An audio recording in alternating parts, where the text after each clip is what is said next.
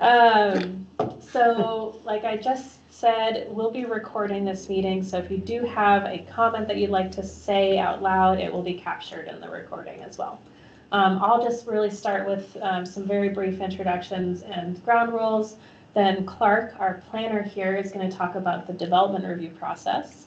And the two applicants' staff that we have here tonight will also talk briefly about their project and their ideas. The remainder of the meeting will be for the question and answer time, and then I'll make sure that you all have next steps so that you can continue to engage on this project as it goes through review at the city.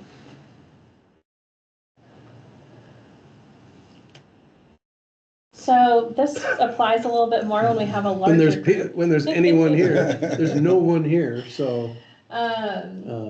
But we ask folks to basically use just kindergarten classroom rules, mostly in the interest of time. I want to make sure that everybody who's here gets to speak tonight. So I do ask for you folks online, just go ahead and put your hand up if you want to say something, especially if you'd like to ask a question. It comes in the middle of a presentation. And I will make sure to moderate and that you can speak and we can have a conversation.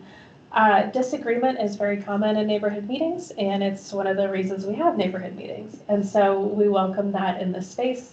But I do ask you to keep an open mind when you can. And when you're critiquing things, try to critique somebody's idea and not their identity. And then the last one is mostly just for time if we have a lot of people, again, so that everybody gets to speak. And with that, I'll go ahead and pass it over to Clark. Okay. We've been through quite a bit so far up until now with this proposal. This is where we're talking about, I think probably everybody here, which is only the two people online, knows where we're talking about there, just west of CSU at Shields and Westward, the kind of the corner where it wraps around from Shields under Westward. Go ahead. And the applicants, I expect, will be showing this in more detail. This was two of these house lots were rezoned in 2020 to the, at the time, Neighborhood Conservation Buffer Zone, NCB zone. The purpose of rezoning the properties was to enable them to be assembled with other properties that were in the NCB zone district, and that is a zone district that permits apartments.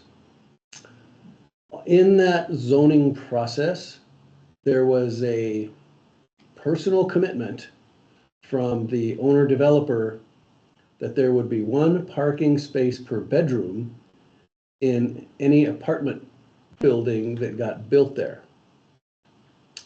This rezoning is the way that the city decided to enable the owner developer to request to remove that condition.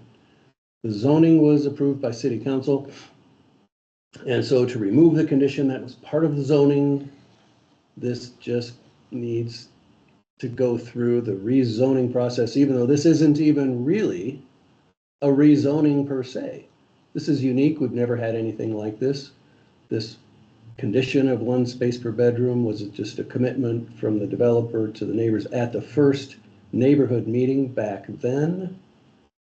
Was not a city, direction or anything, but that just turned into the way that the zoning was approved. That's enough on that for now. Let's see the next. There is an approved development plan. There you see the apartment building at the corner.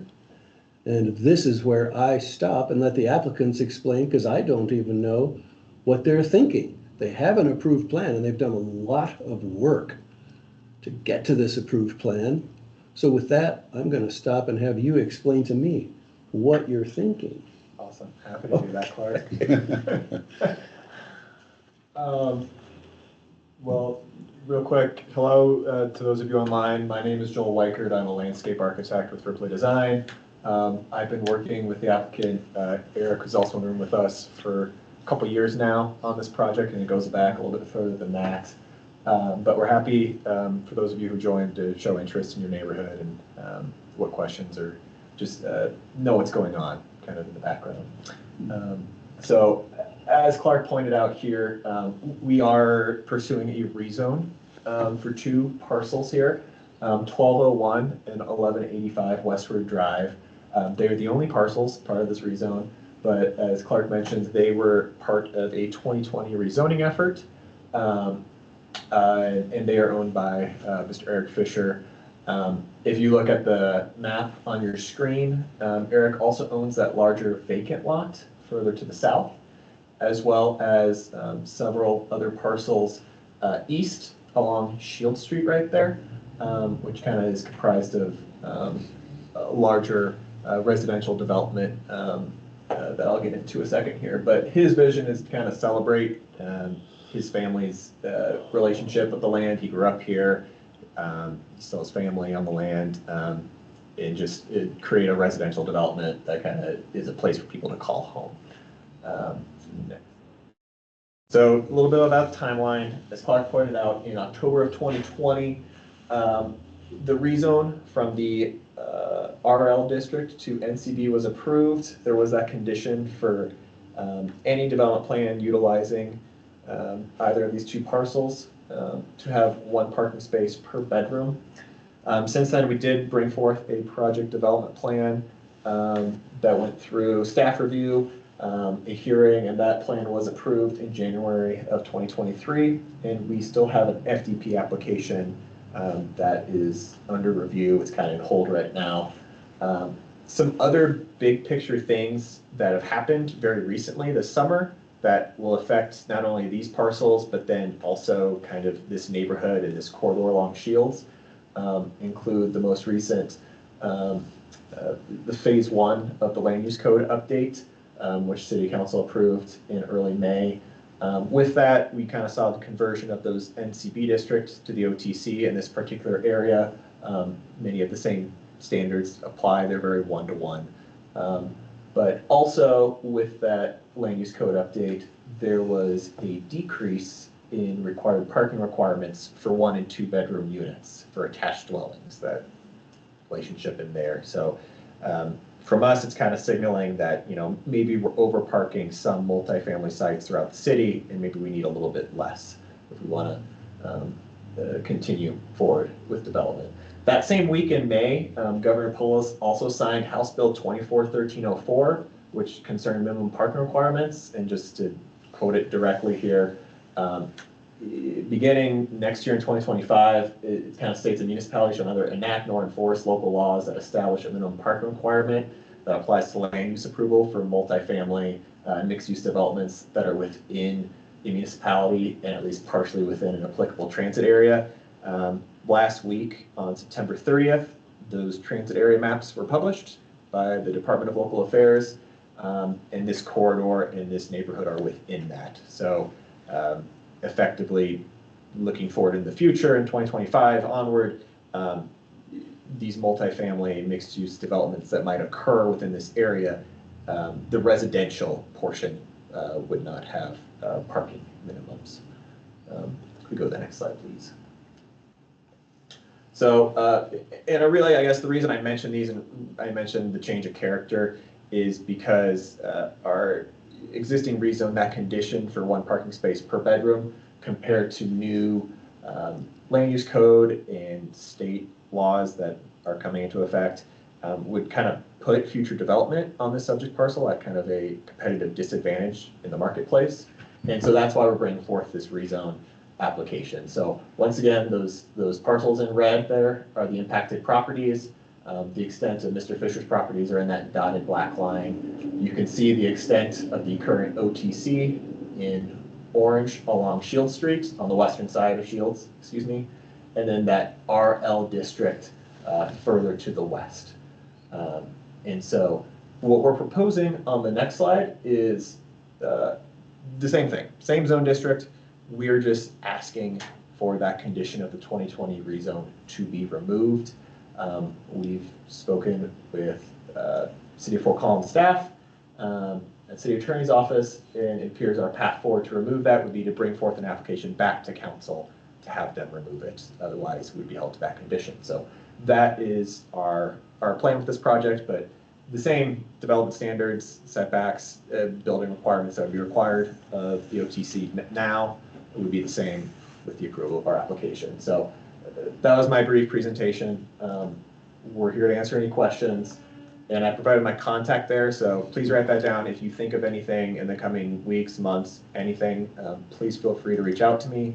I'll do my best to respond promptly and just try to be as open as possible with our plans moving forward. So that's all I have. Great. Thanks, Joel.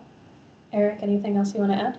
I would just add that, when we started the process way back in 2018, and we started talking about rezoning, it really was my, again, the city didn't force, but it really was my thought that we would want to park it 1-to-1, and we kind of put that in. As we've gotten further in the process, and of course, as we've seen the changing, I guess, really of the need for parking 1-to-1 as we've come through, both on the state level, both on the city level, really, is just trending. Fewer and fewer people of younger ages are driving, and I think the impetus is to really not encourage everybody to have a car and not encourage everybody to drive. And so we started looking at this, and we just said, there's a lot of blacktop in a beautiful neighborhood that may never get used, and it just didn't make sense to continue with that, considering all the factors. We don't want to burden the neighborhood with any additional street parking, and I don't think we will with the new design whatsoever. But we're just asking to bring this, I guess, to what the city has agreed is the appropriate level. And obviously, the city will approve the next project as we change it and move forward. Additionally, we think that will probably give us more single-family lots on the western side. So nothing's going to change as to what would be considered multifamily versus the western side. And we just think it looks better. We think it fits better in the neighborhood. We think the footprint will be smaller because we'll have less just paved area that is not part of this, area of the city. And we just think it'll be a win-win for everybody. So we don't anticipate, like I said, the big concern we heard from neighbors back then is we don't want more parking on Westward or Springfield or anywhere else. And I think we can reach that same goal and conclusion. But we do need to take that out because right now, with it in, which again, I'm the one that put it in and talking with Clark, because I had that concern for the neighborhood. But I just think that concern is not valid now that we're here, 6-7 years later, and we've seen the change in demographics and really what the city's trying to do there and really what the world's trying to do. We're trying to take cars off the road. So that's what we're trying to do. Okay. Thanks for that context, Eric. Okay, we only have 2 folks online. Oh, and do I get another? Oh yeah, you wanna talk more, Clark? That's crazy. Some of it is questions. Some of it is just, I want to say that, as you can tell from this legislation and everything, parking is actually a pretty big deal. So just semantically, I always try to be clear that having any standards at all isn't really about people driving. It's about people having or owning cars. CSU students don't drive, and I'm not arguing any with the 1 per bedroom. That always exceeded our code standards and everything. But just as we all talk about this and down at the state and everybody, I hear lots of the chatter is, well, students don't drive, or people are driving less, or I don't know if they are, or that we want people to drive less. That's, for me, that with parking, that's not the question. It's whether people own a car. And if you have one, where are you going to put it? So there's that. Then I have a question for the neighbors if they're there. Did these streets ever get put into the city's residential parking permit program? Because where there's really a problem with CSU spilling over into neighborhoods, we've seen that on, like, say, for example, the north side of CSU. There is that. So that's always there, available as an option for parking. I don't really care, and I don't think it really affects this, but just to keep the conversation complete, if the streets were really having a problem with parking, there is that program. And then the question for you applicants is, if you come in before next June, which is when the state rules really take effect, or come in before whatever time the city brings the standards in line with that new standard of 0 required parking. If you bring it in before then there's the reduced standard that was put in place by the city. I don't know when, we don't know when we're gonna change our code to institute that 0. But if you come in at that point, then the requirement will be 0. Sounds like you're not thinking of going to 0, but just for anyone who's listening, just my thing in all these conversations is to have complete and accurate understanding. And then we talk about the pros and cons of different ideas. Sure. That is the only other thing I can think of. It's actually funny, Clark, because I used to live right here when I first moved. Okay, and Park then- Okay, there you go. Yeah, Nice and condo. yes, we could park for 2 hours.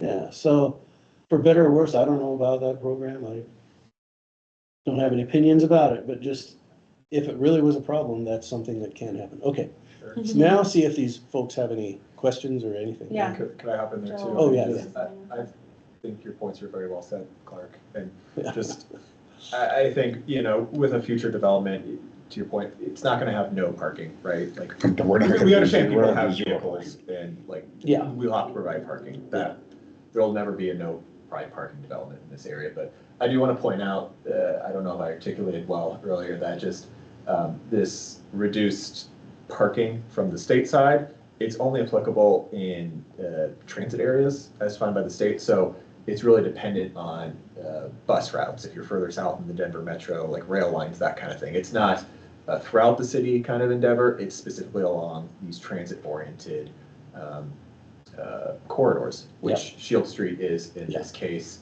I believe the 32 line is the most frequent one, and then there's a couple other lines that pass through. And if you cross the street on Pitkin, there's a slew of local bus routes also. Yep, So that's right. it makes sense in this location, but I did want to clarify that it's not a That's a good point. citywide. That's right, thank you, yeah. Yeah, and just to clarify, our intent is certainly to have parking. And I And our didn't mean intent to is to imply have, otherwise. and I know you But weren't, yeah. but our intent is just to have sufficient parking in the sense of, Yes, we don't want to overpark it, have a bunch of asphalt, create a bunch of different issues. yes, We want to balance it, so regardless of when we present this, I still think the city will have input on what they think appropriate parking limits should be, and we are going to try to make sure between the neighbors and the city and the development that we can reach a nice blend of that goal, so. beautiful. Okay, we ready? Yep. All right, if anybody online has any questions or would like to make a comment, go ahead and put your hand up and go ahead and unmute yourself. Yes, James, go ahead. Hey, my name is James Burtis. I'm like looking at your property. I'm right across the street on Springfield. And I just joined because I didn't understand what the announcement was. I was kind of hoping it was a reduction in parking, which it sounds like it is.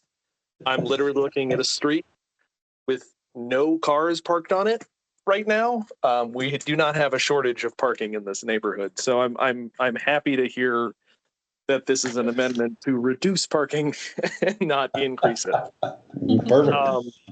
I do have a question. So, and I maybe I missed it, but is the plan to fill some of that extra space with more housing, or do you not know yet? Are you trying to get it amended and then figure out what to do afterwards? Yeah, we'll have to get it amended because a lot of what this relies on, and Joel's better speaking this than I am, is we have to take into consideration, wastewater, how we're going to deal with any of the runoff. And so we are somewhat limited in the sense that that whole western side of the project is single family. But as you can see, we were using a portion of that for parking.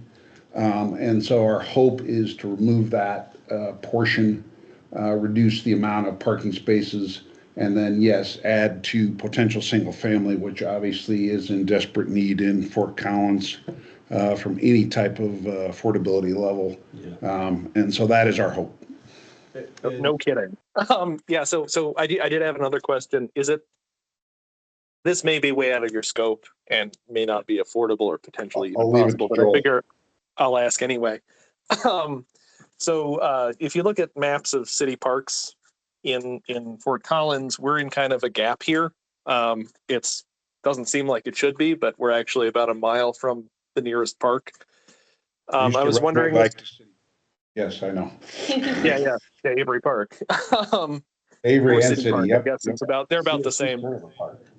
So I guess my question is could some of that space be used for like not a big park, but just like a small pocket park? Doubtful, just because of the limited wastewater we have area to do this, and the slopes in the development make that difficult. But certainly we will have some. It's certainly going to have a lot of vegetation and trees and everything consistent with what the city likes and what we like. We want to make it a very beautiful project. Either way is good. I'm just asking for selfish reasons because I have a kid. I mostly just came here to say I support. This is great. I'm glad to see the state laws actually having the intended effect. And yeah, I'm excited to see what you guys do with the property. Thank you, James. Thanks. This is, I'm assuming stormwater right here, right? Yes. Yeah, that's correct. So And when just it's not full of water, it will be in a grassy area. Yeah. native seed. If he's on the other side of Springfield, he can't get to that even, but yeah. And just to clarify for those tuned in, we are showing the approved PDP kind of plan that we've gone through to date too. Once we get through this rezone process, we need to look at whether it's an amendment, like a major amendment, or if it's a new PDP. So this could push and pull a little bit. So I mean, this is what's been approved to date, but right now we're just really kind of talking about the land use and the parking, not the just removing the condition. the condition. That's the single thing. Yep. Okay. Well, thanks so much, James. I appreciate you spending some time with us this evening. Anything else from the public before we wrap up? Okay, let me make a comment. That's it? I didn't know maybe you're gonna like start from scratch. All you're gonna do is take out that western parking, or you don't really know yet? And We don't know. My guess is we will have a different plan just because the new city code OTC will provide some different things. So my guess is it will almost be from scratch, but we haven't reached that conclusion yet. Okay. Just, all right. There you go. Now I know. And we'll find out. We'll all find out. Yeah. Okay. Thanks, Sam. Sorry. You caught it. All right. So just to wrap things up here, I wanted to let the public know what the process is moving forward. This is just for that rezoning. If they do come forward with change of plans, that'll be a whole other thing. But to do the rezoning, they'll submit a petition to rezone. That'll first go to Planning and Zoning Commission. They don't get to decide rezonings. They do make recommendations to City Council though. So they'll hear basically what was presented tonight, maybe a little bit more detail, and then make their recommendation whether they support or don't support the rezoning. And then there will be a City Council hearing where that decision will actually be made. Both of those hearings will be open to the public, and you're welcome to come and make a comment if you would like. You can also submit a written comment to me at this email right here if you'd prefer not to stand up in the public and speak. They're both weighted the same. Any questions about that process? Otherwise, I will send you on your way.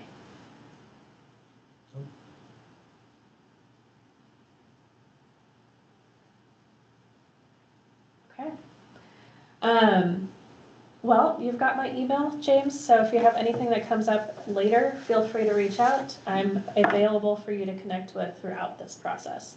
Otherwise, I wish you a lovely evening. Thank you again for spending your time here tonight with us.